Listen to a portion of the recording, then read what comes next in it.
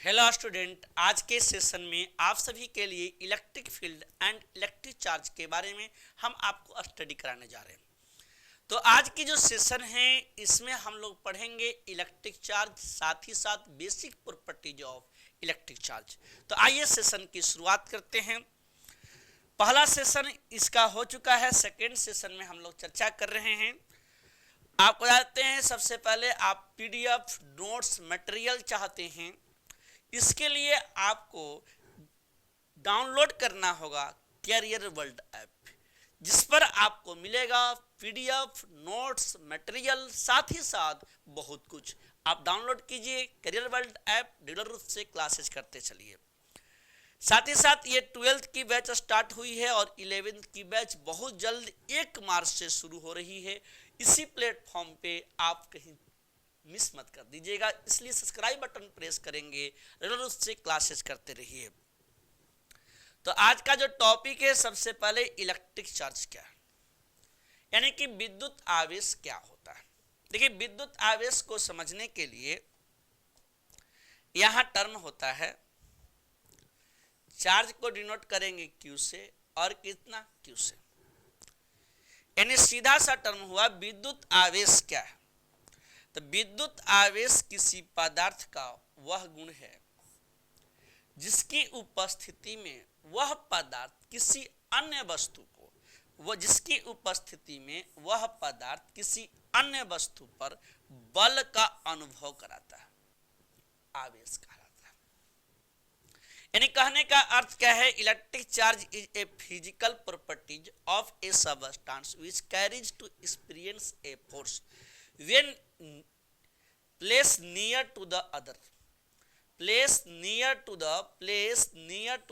substance। यानी जब किसी चार्ज को दूसरे चार्ज के निकट लाया जाता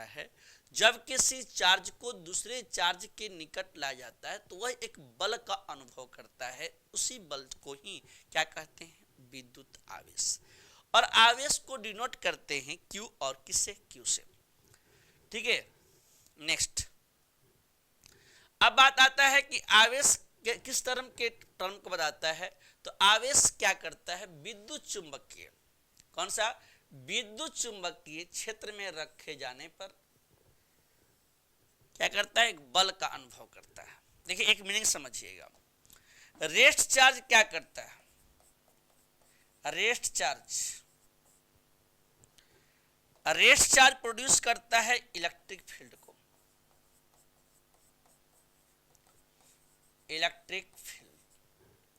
जबकि मूविंग चार्ज क्या करता है, मूविंग चार्ज प्रोड्यूस करता है किसको, तो मूविंग चार्ज बताता है electric field and magnetic field both. सीधा, यानी कहने का मतलब क्या है कि यहां पे स्थिर आवेश क्या रिप्रेजेंट करेगा, तो स्थिर आवेश रिप्रेजेंट करता है विद्युत क्षेत्र को।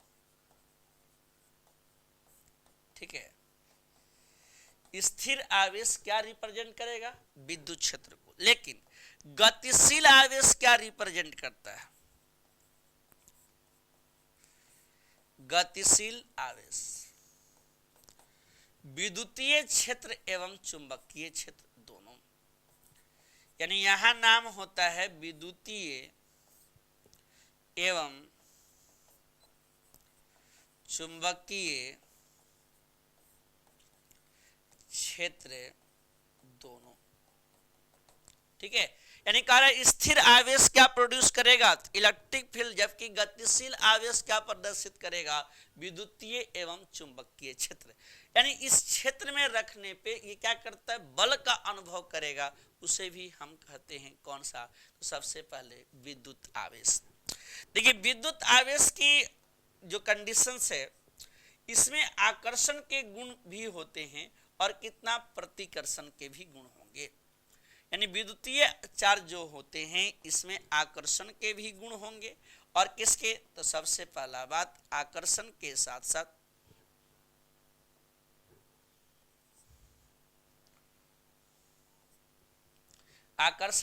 साथ प्रतिकर्षण के भी गुण होंगे। लेकिन शर्त क्या है, हम लोग पढ़ रहे हैं स्थिर वैद्युतिकी में हम लोग केवल स्थिर आवेश के बारे में अध्ययन करते हैं।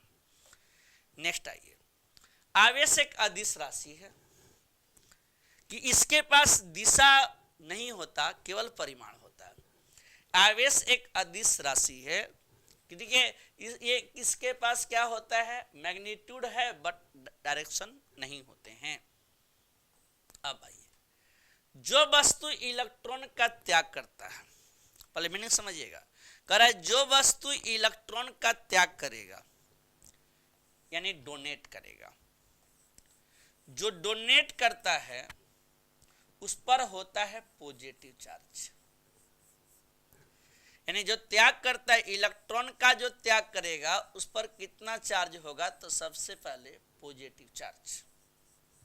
अब अगर ऐसा है कि जो वस्तु उस त्यागे हुए इलेक्ट्रॉन को, जो इलेक्ट्रॉन क्या किया, त्याग देता है और उस त्यागे हुए इलेक्ट्रॉन को ग्रहण करता है, इलेक्ट्रॉन का ग्रहण टर्म सबसे पे यहां पे कह रहा है इलेक्ट्रॉन को ग्रहण करेगा। यदि इलेक्ट्रॉन को ग्रहण करता है तो उस पर होता है ऋण आवेश, यानी those body gain the electron which have negative charge. ठीक है, अब आइए इस कंडीशन को भली भांति समझते हैं कि आखिर कैसे समझेंगे कि ये पॉजिटिव चार्ज है और कैसे ये नेगेटिव चार्ज है। तो यहां पे पहला टर्म है जिसका नाम है पॉजिटिव चार्ज, यानी कि धन आवेश। ठीक है, और एक समझेंगे हम लोग कौन सा, नेगेटिव चार्ज।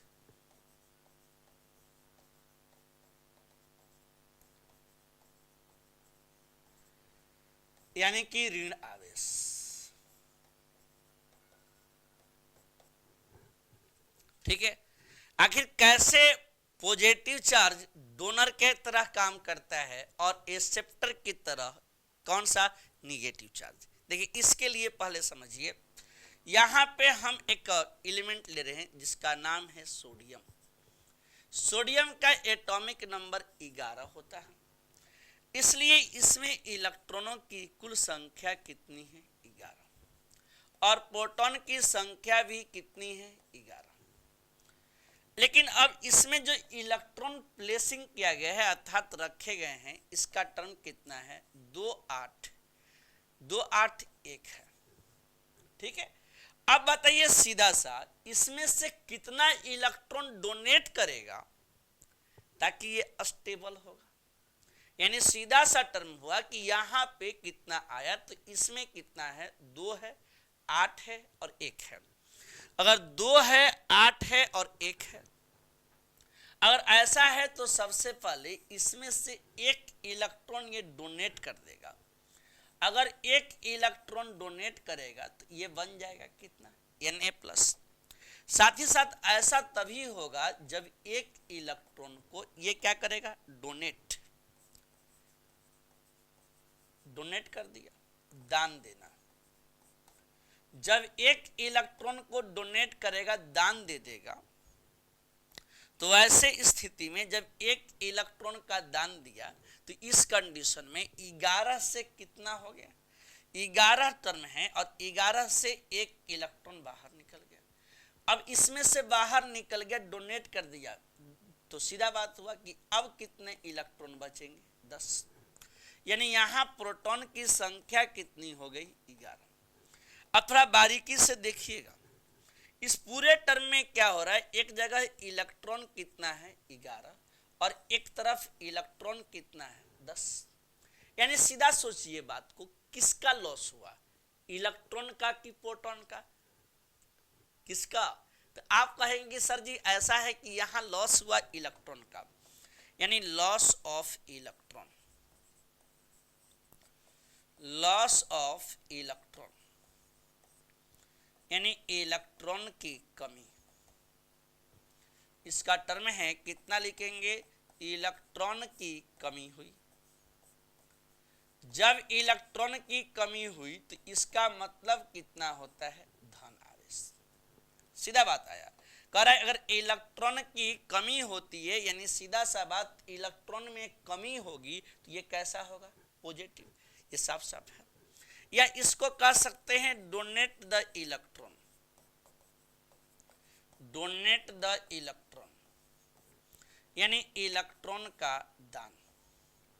जब इलेक्ट्रॉन का दान होगा तो भी कितना कहा जाएगा, तो सबसे पहला बात इलेक्ट्रॉन का दान भी करेंगे, इलेक्ट्रॉन की दान, और दान भी करते हैं तो ये कौन सा चार्ज कहलाएगा, तो सीधा सा बात है पॉजिटिव चार्ज। पहले यहां तक मैटर क्लियर है। यानी कहने का अर्थ क्या है, जो बॉडी क्या करेगा, इलेक्ट्रॉन का त्याग करता है उस पर कौन सा आवेश होगा, पॉजिटिव। जो क्या करता है, सबसे पहला दान करेगा, उस पर भी कितने चार्ज होंगे, पॉजिटिव। अब यहां समझेंगे, क्लोरीन यहां पे ले लिए, क्लोरीन का एटॉमिक नंबर है 17, यानी इसमें इलेक्ट्रॉन की कुल संख्या कितनी हो गई, 70, यानी इसकी ऑर्डर क्या होगा, 287। ठीक है। अब यहां दुविधा वाली बात आ गई। अब बताइए आप ही, ये कितना इलेक्ट्रॉन, एक इलेक्ट्रॉन देना चाहेगा, नहीं एक इलेक्ट्रॉन देना चाहेगा कि एक इलेक्ट्रॉन लेना चाहेगा, या 7 इलेक्ट्रॉन दान देना चाहेगा, जल्दी से बताइए, जल्दी जल्दी कमेंट करके। यहां पे प्रोटॉन है, प्रोटॉन में कितने इलेक्ट्रॉन है, 11, यहां पे है 17। ठीक है। यानी सीधा सा बात हुआ कि इसको एक एक्सेप्ट करना आसान होगा, एक एक्सेप्ट करेगा, एक इलेक्ट्रॉन ग्रहण करेगा। यानी इसका मतलब क्या हुआ, एक्सेप्ट द इलेक्ट्रॉन, यानी इलेक्ट्रॉन का ग्रहण, इलेक्ट्रॉन का ग्रहण। जब एक इलेक्ट्रॉन ग्रहण करेगा तो कितना होगा, तो ये हो जाएगा Cl माइनस, यानी सीधा सा बात, अब इलेक्ट्रॉनों की संख्या कितनी, 18, प्रोटॉन की संख्या कितनी हो जाएगी, 17। अब बताइए सीधा सा बात कि अब इस कंडीशन में इलेक्ट्रॉन चेक करिए, यहां जो इलेक्ट्रॉन है यहां पे 17 इलेक्ट्रॉन है, जबकि यहां पे कितना इलेक्ट्रॉन है, 18। यानी इसमें इलेक्ट्रॉन बढ़ गया कि घट गया, डिक्रीज किया कि इंक्रीज किया, पहला बात यही है। तो यहां पे आप कहेंगे कि सर जी ये क्या हो गया, इलेक्ट्रॉन इंक्रीज कर गया, जबकि इसमें क्या हो रहा था, इलेक्ट्रॉन डिक्रीज कर रहा था। ठीक है। तो यहां क्या लिखेंगे, gain the electron, gain the electron, यानी इलेक्ट्रॉन का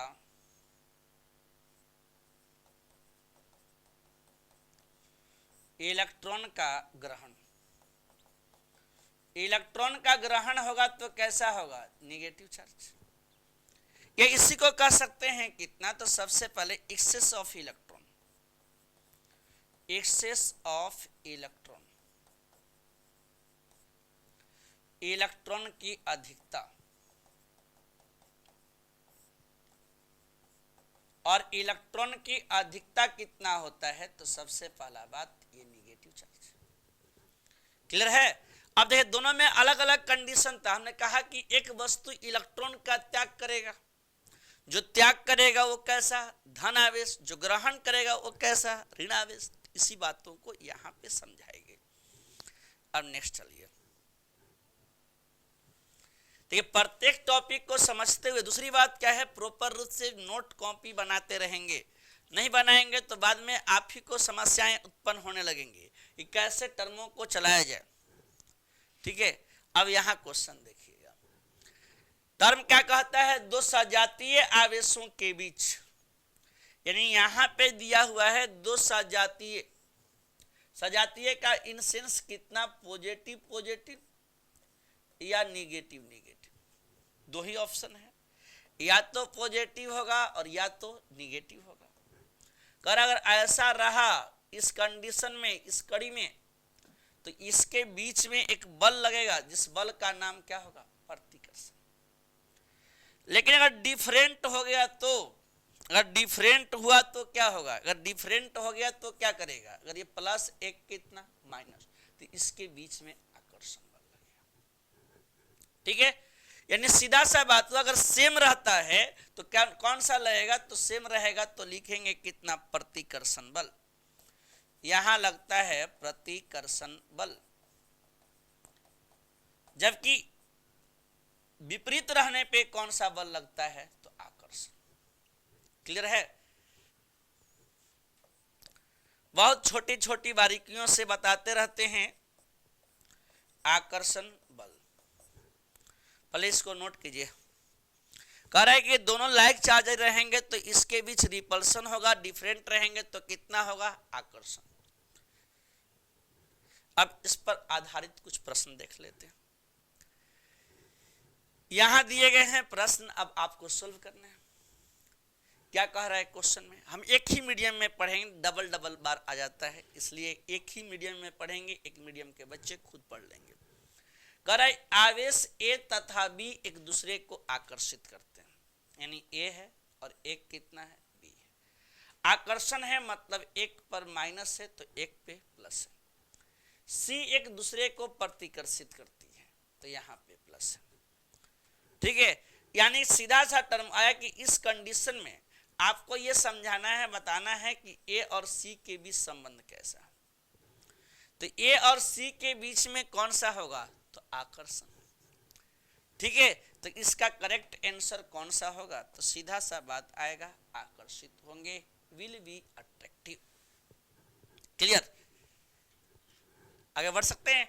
कह रहा है ए और बी एक दूसरे को आकर्षित करते हैं, बी और सी एक दूसरे को प्रतिकर्षित करती हैं, तो बताइए सीधा सा ए और सी के बीच में कौन सा नेचर, अट्रैक्शन। नेक्स्ट,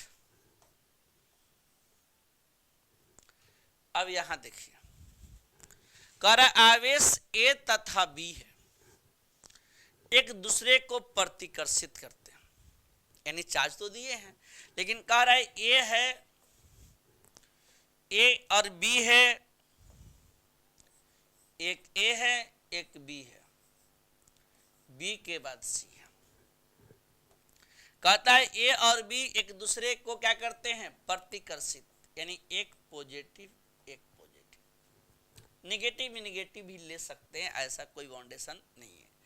कह रहा है कि बी तथा सी एक दूसरे को प्रतिकर्षित करता है, तब बताइए ए और सी के बीच में कौन सा फोर्स लगेगा, ए और सी के बीच में कौन सी फोर्स लगेगी, तो ए और सी के बीच में जो फोर्स लगेगा इसका नाम होगा रिपल्सन फोर्स, आरपी। तो सीधा बात आया, रिपल्सन में कितना आंसर हो जाएगा, बी। देखिए हर समय आपको क्वेश्चन को जज करके, चाहे क्वेश्चन छोटा बड़ा नहीं होता, मेन होता है आपका तरीका कि आप किस प्रकार से क्वेश्चन को रीड करते हैं। ठीक है, फिर आसानी से कवर होती चली जाएगी। नेक्स्ट टॉपिक, यहां आइए। अब कह रहा है कि सबसे पहले आवेश, और आवेश आए तो धारा आएगी ही आएगी, आवेश और कितना, धारा। तो आवेश और धारा के बीच संबंध क्या है, तो आवेश को विद्युत धारा के पदों में व्यक्त किया जा सकता है, अर्थात किसी चालक से एकांक आवेश, एकांक समय में जितना आवेश प्रवाहित होता है उसे हम विद्युत धारा कहते हैं। ठीक है, इसका मतलब कितना हुआ, इसको लिख सकते थे Q बराबर कितना, तो यहाँ IT। अब Q बराबर IT कैसे आया, Q बराबर IT का अर्थ क्या है यहाँ पे, तो सबसे पहला बात याद रखेंगे, electric charge can be represented यानी express in the term of electric current, that is amount of charge that flow through a conductor in a unit time is called electric current, जिसमें कि यहाँ पे I क्या है, electric current है, और T क्या है, टाइम है, टाइम यानी कि समय। अब ऐसा है तो यहां पे दिया हुआ है कौन सा, विद्युत धारा। ठीक है जी, क्या यहां तक मैटर क्लियर है? अब इसको समझने के लिए कि सबसे पहले Q बराबर IT आया कैसे, है ना रोचक तथ्य। जैसे एक्चुअली 10th क्लास में पढ़े थे I बराबर Q बाई टी, लेकिन ये कैसे हुआ था ये वाली कंडीशन कि Q बराबर IT आया। तो ये Q बराबर IT आने के लिए सबसे पहले आपके पास एक कंडक्टर होना चाहिए। जब ये कंडक्टर लेंगे इस प्रकार से लगा देंगे और इस कंडक्टर से अटैच करेंगे,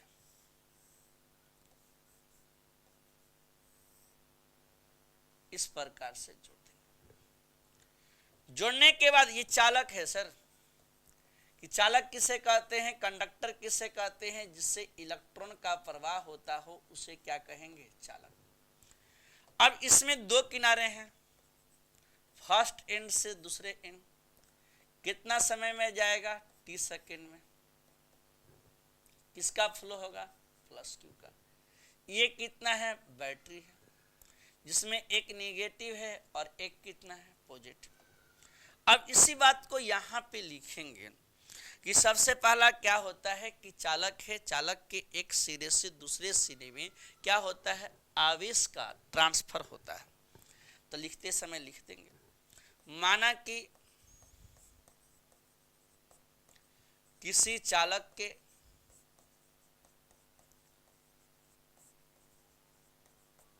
प्रथम सिरे से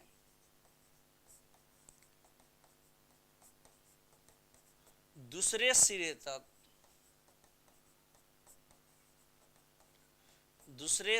तक, t सेकेंड में प्लस Q आवेश प्रवाहित हो रही है। इसका मतलब we consider a conductor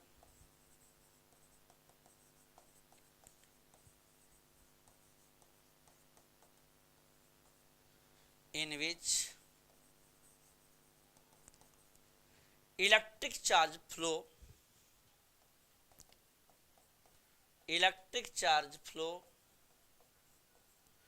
from first end to second end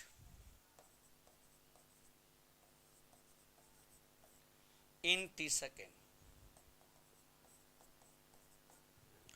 इसका मतलब क्या हुआ कि t सेकेंड में कितना चार्ज, Q चार्ज, इसलिए एक सेकेंड में कितना होगा, Q बाई टी। यानी सीधा टर्म आ गया Q बराबर कितना, Q बाई टी।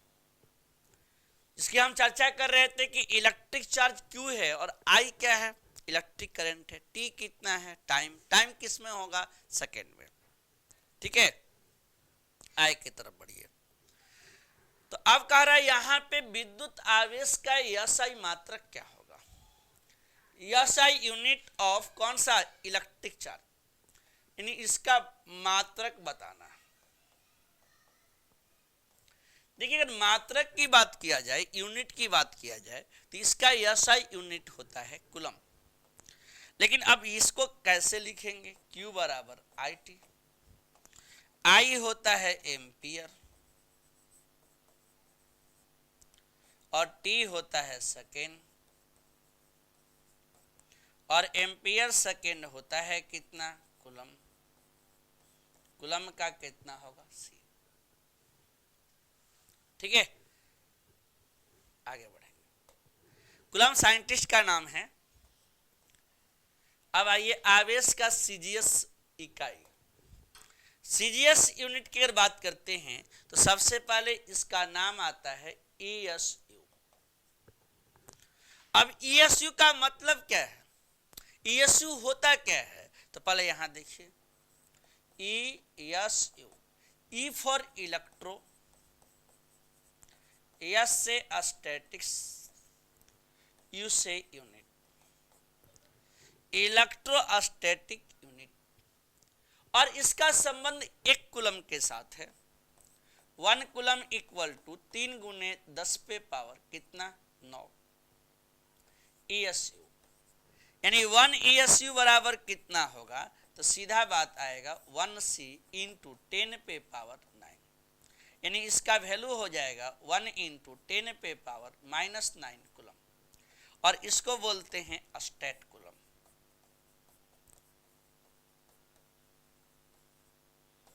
इसका नाम आया स्टेट कूलम। ठीक है, अब ऐसे कंडीशन में देखिए तरीका साफ साफ है, आवेश का सीजीएस मात्रक कितना होगा, ESU। अब आप तय कर लीजिए। नेक्स्ट टर्म अब कह रहा है विद्युत आवेश की अन्य इकाई। विद्युत आवेश की अन्य इकाई क्या है,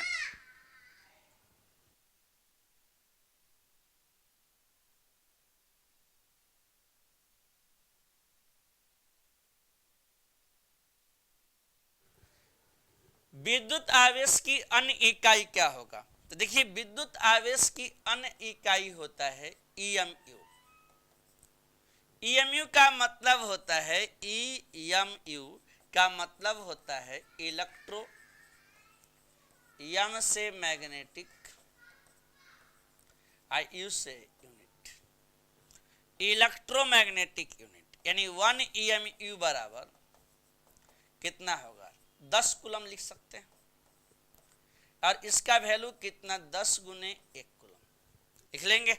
सीधा बात बोल रहे हैं कि 1 EMU बराबर कितना लिखा जाएगा, 10 कूलम। 10 कूलम को लिख सकते हैं 10 गुने 1 कूलम, यानी सीधा टर्म आया 10 गुने 3 गुने 10 पे पावर 9 ESU, यानी सीधा इसको लिखा जाएगा 3 गुने 10 पे पावर 10 ESU, यानी 1 EMU बराबर कितना लिखेंगे, 3 गुने 10 पे पावर 10 ESU, इसका वैल्यू होगा। अब EMU आया, क्यों आया, तो सबसे पहले ये मैग्नेटिक होता है, और आपको शुरू में ही हमने बताया कि सबसे पहले गतिशील आवेश क्या करते हैं, चुंबकीय क्षेत्र को उत्पन्न करते हैं, इसलिए 1 EMU के कंडीशन का वैल्यू आया 10 कूलम। नेक्स्ट, आवेश का सबसे बड़ा मात्रक, देखिए ये सभी याद रखना चाहिए, और इसका मान होता है कितना, ये नाम इसका होगा फैराडे।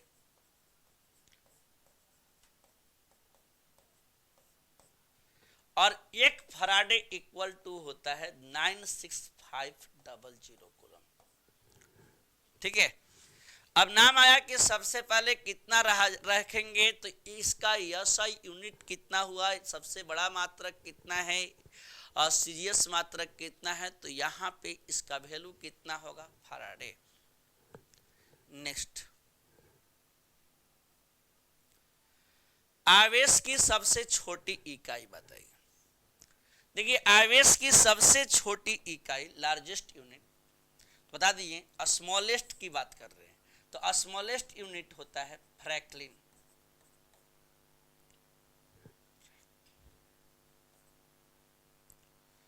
फ्रैंकलिन ये वही साइंटिस्ट है जिन्होंने ये बताने का प्रयास किया था, बताया कि चार्ज पॉजिटिव है कि निगेटिव, यानी इन्होंने ही समझाया कि चार्ज पॉजिटिव की निगेटिव, इसका इनका नाम है फ्रैंकलिन। ठीक है,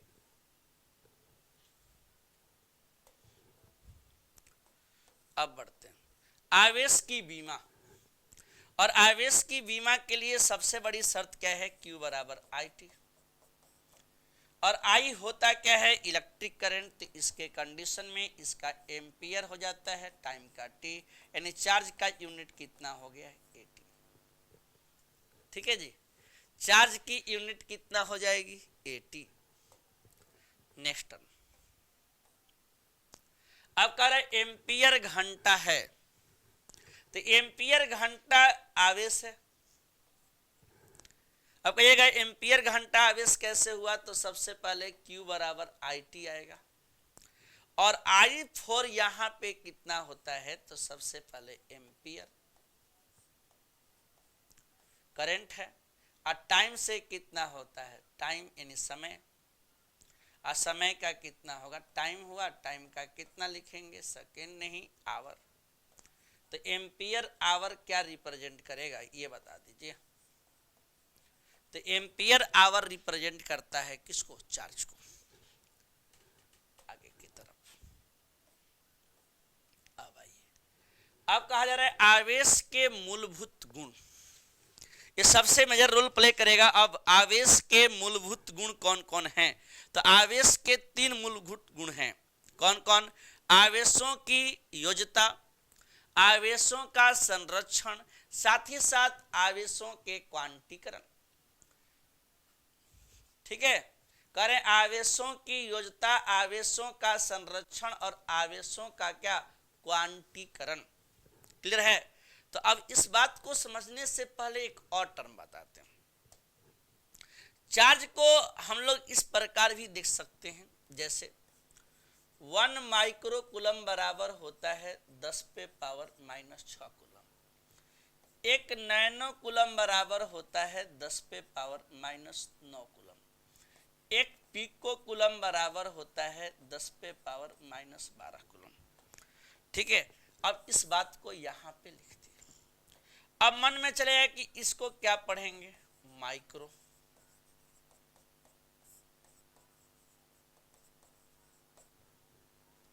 यन को रखेंगे तो नाम होगा नैनो। पी को लिखेंगे तो नाम होगा पिको।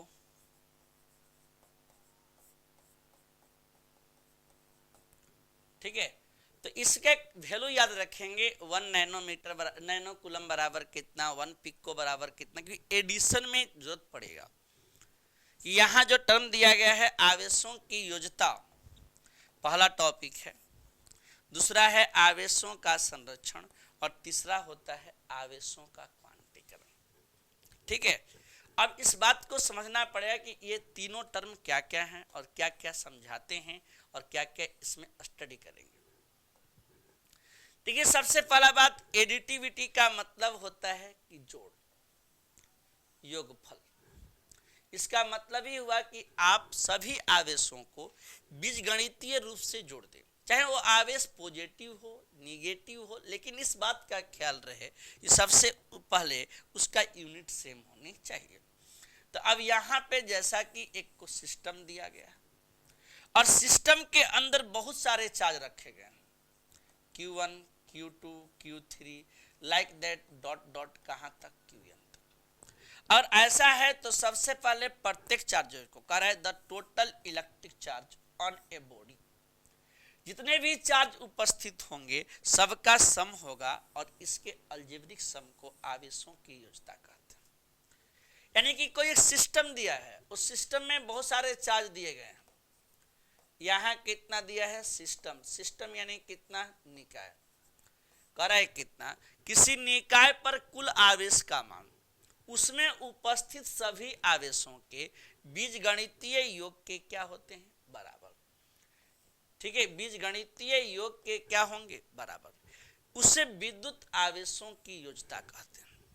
ठीक है, कह रहा है the total electric charge on a body या system is equal to the algebraic sum of all individual electric charges. ठीक है, जितना भी चार्ज रहेगा चाहे जिस भी फॉर्मेट में रहेगा सबको जोड़ते चले जाएंगे, ये क्या हो जाएगा? आवेशों की योज्यता। अब आइए आवेशों की योज्यता के न्यूमेरिकल करते हैं। न्यूमेरिकल क्या? जोड़ सीखिए साफ साफ, एडिशन। तो यहाँ पे जो टर्म दिए गए हैं, किसी निकाय में इतने आवेश दिए गए, जितने भी आवेश दिए जाएंगे सभी आवेशों का अलजेब्रिक सम होगा। तो इसमें लिखेंगे कितना? 2 माइक्रोकूलम -5 माइक्रोकूलम, यहाँ 4 माइक्रोकूलम। जब सबको ऐड करेंगे तो कितना आएगा? 1 माइक्रोकूलम। करें सीधे तौर पे अगर बात किया जाए तो सबसे पहला बात 2 माइक्रोकूलम -5 कितना, अगला कितना? 4। सबको ऐड कर दीजिए, आंसर आ गया। माइक्रो माइक्रो से ऐड कर देंगे। नेक्स्ट, ये अगला समझिएगा, किसी निकाय में चार्ज दिए गए। अब बताइए इसको न्यूमेरिकल कहिएगा, लेकिन बहुत सिंपल है, फिर भी आप ऐड करके देख लो। सबको ऐड कर लेना, फिर अपने आप से जितना भी आ जाएगा वो आपका आंसर होगा। ऑल सम यानी जितने भी चार्ज दिए गए हैं सबको टोटल कर देना है, जो टर्म होगा वो आपका आंसर हो जाएगा। सेम कंडीशन यहाँ पर भी है, सभी चार्जेज को एक साथ ऐड कर देंगे, जो भी आंसर आएंगे वो आपके रिजल्ट हो गए। अब यहाँ थोड़ा देख लीजिए, कह रहा है कि यहाँ जो चार्ज दिया गया है दोनों चालकों पर आवेश क्रमशः, यानी इसके चालक के आवेश को लिखिए 10 माइक्रोकूलम और एक कितना दिया है 6 माइक्रोकूलम। कहता है दोनों को संपर्क में रखा जाए तो क्या होगा। तो देखिए दोनों को यदि कांटेक्ट में रखा जाएगा तो सबसे पहले दोनों चार्जों का ऐड होगा, इसका नाम आएगा Q1 प्लस Q2। दोनों चालकों को संपर्क में रखने पर जैसे ही ऐड करेंगे तो कितना वैल्यू आएगा, एक तरफ हो गया 10 माइक्रोकूलम, एक कितना 6 माइक्रोकूलम बराबर कितना 4 माइक्रोकूलम। अब कह रहा है इन आवेशों को अलग अलग करने के बाद चालक पर आवेश यानी कितना चार्ज बचेगा, दोनों को जोड़ करके 2 से डिवाइड होगा। तो इसको ऐड किए तो कितना आया 4 माइक्रोकूलम बाई 2 बराबर कितना आएगा 2 माइक्रोकूलम। कंफर्म है क्या। देखिए इस प्रकार से आवेशों की योज्यता को हम लोग भली भांति समझ लिए। अब नेक्स्ट समझना है आवेशों का संरक्षण। आवेशों के संरक्षण यानी कि इसके 3 मूलभूत गुण थे। सबसे पहला नाम था आवेशों के संरक्षण के इस कड़ी में जिसकी हम लोग चर्चा कर रहे हैं। तो इसमें जो टर्म आ रहे हैं सबसे पहले योज्यता, कि ये योज्यता यानी जोड़ा क्यों जाता है, कि अलजेब्रिक सम क्यों हो रहा है, क्यों नहीं इसमें प्लस माइनस यानी डायरेक्शन क्यों नहीं है। कि बात क्या है कि सबसे पहले आवेश एक अदिश राशि है और अदिश राशियों का जोड़ हमेशा अलजेब्रिक सम के टर्म में होता है। ठीक है, अब अगला समझेंगे, यहाँ पे टर्म है आवेशों का संरक्षण। आवेशों के संरक्षण से आप क्या समझते हैं इस बात को समझेंगे कि आवेशों के संरक्षण का तत्परता क्या है, आवेशों के संरक्षण की तत्परता क्या है और आवेशों के संरक्षण का अर्थ क्या होता है। देखिए कहते हैं आवेश को न तो उत्पन्न किया जाता है और न ही नष्ट किया जाता है, बल्कि आवेश को एक रूप से दूसरे रूप में रूपांतरित किया जाता है।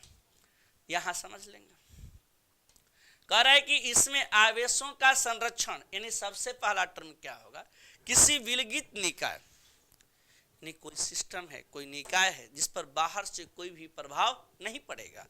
जब अगर कोई विलगित निकाय है उस पर बाहर से कोई भी प्रभाव नहीं पड़ेगा तो आवेश हमेशा संरक्षित रहता है। अर्थात आवेश को न तो उत्पन्न किया जा सकता है और न ही नष्ट किया जा सकता है, बल्कि आवेश को एक रूप से दूसरे रूपों में रूपांतरित किया जाता है।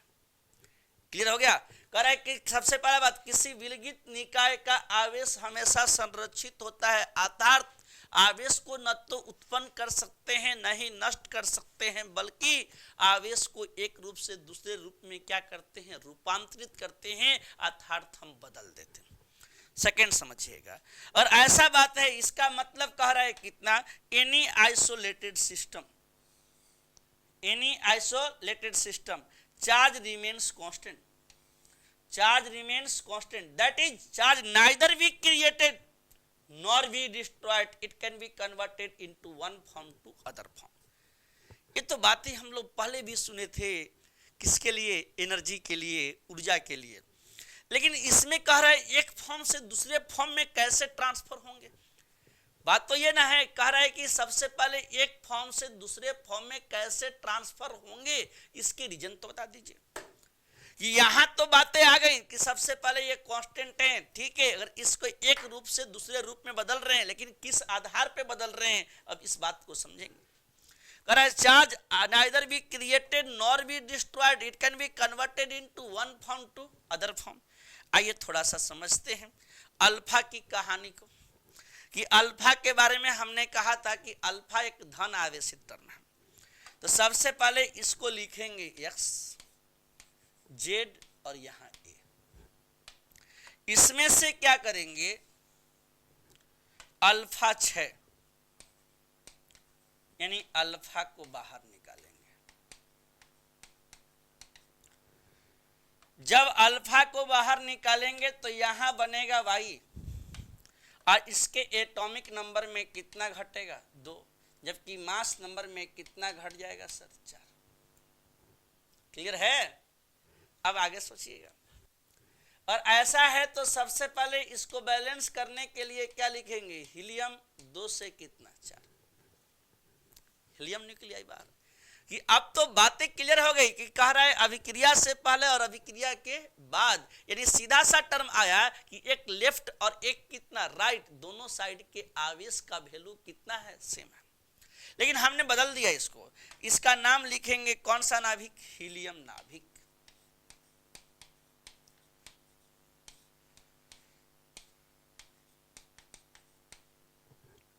हीलियम नाभिक, हीलियम न्यूक्लियाई।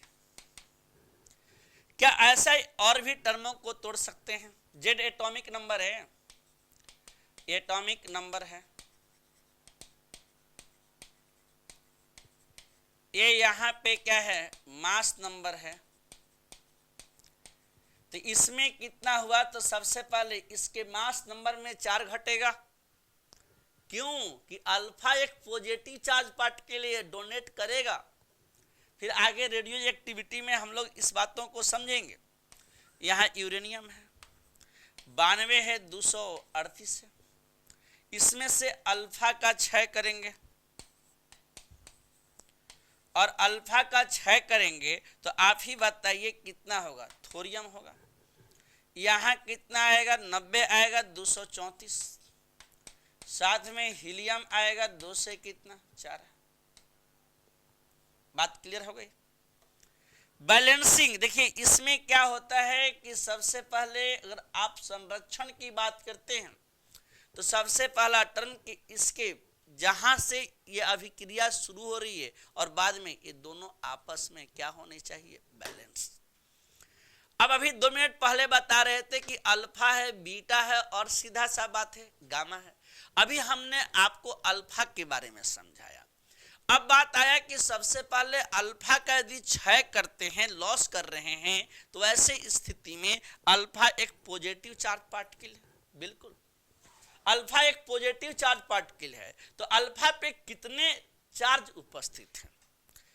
ठीक है, तो यहां बोलेंगे अल्फा धन आवेशित कण है, तथा इस पर कितने आवेश स्थित हैं? तो सबसे पहले अल्फा पे +2e इलेक्ट्रॉन है, अर्थात इस पर आवेश का कुल मान कितना होगा, 3.2 × 10⁻⁻19 कूलम। ठीक है, तो इस तरह से ये कंडीशन आपको बताई गई अल्फा चार्ज पार्टिकल के बारे में। और आपको अगली क्लास फिर से मिलेगा इसी चैनल पे। अगले दिन आप हमारे साथ जुड़े रहेंगे, रेगुलर रूप से क्लास करते रहेंगे। फिर आपकी मुलाकात, हमारी मुलाकात बहुत लंबी होने वाली है। Thank you. चैनल को सब्सक्राइब बटन प्रेस कर देंगे और जितना हो सकेगा शेयर करेंगे। Thank you.